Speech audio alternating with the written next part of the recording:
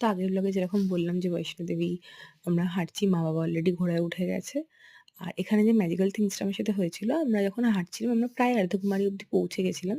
ওখানে একজন ট্রান্সজেন্ডারের সাথে আমাদের দেখা হয়েছিল। উনি আমাকে আশীর্বাদ করেছিল। তো উনি আমাকে কিছু আশীর্বাদ করে বলেছিল যে, আ "তোমাদের মনস্কামনা পূর্ণ হবে।" তো তারপর আমরা যখন অর্ধকুমারী ক্রস করছিলাম, তখন আমরা একজনকে গিয়ে অর্ধকুমারী মন্দিরটার কথা জিজ্ঞেস করি। বিকজ অর্ধকুমারীতে না অ্যাকচুয়ালি টিকিট কেটে যেতে হয়। যেটা 45 আওয়ার্স বাদে পাওয়া যায়। মানে আমরা যদি তখন কাটতাম তাহলে 45 আওয়ার্স বাদে পেতাম। আর সেখানে আমাদেরকে আর্মির উনি জানান যে গাড়িতে জায়গা রয়েছে, ৩ টেই সিট রয়েছে। ইভেন আরেকটাও ফ্যামিলি ছিল বাট তারা সিটগুলো পায়নি। সিটগুলো আমরাই পেয়েছিলাম। আর এখন আমাদের দর্শন হয়ে গেছে। দিয়ে দর্শন হওয়ার পর আমি দেখালাম। দেন আমরা এখন নিচের দিকে নামছি। এটা ভোর ৫ঃ০০ তখন আমরা ১ঃ০০ থেকে হাঁটতে শুরু করেছি।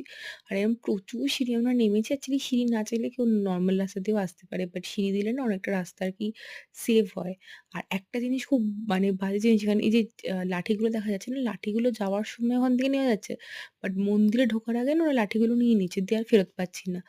আর এখন বাজে হচ্ছে ৮ঃ১৫ যখন আমরা হোটেলের দিকে ফেরত আসছি।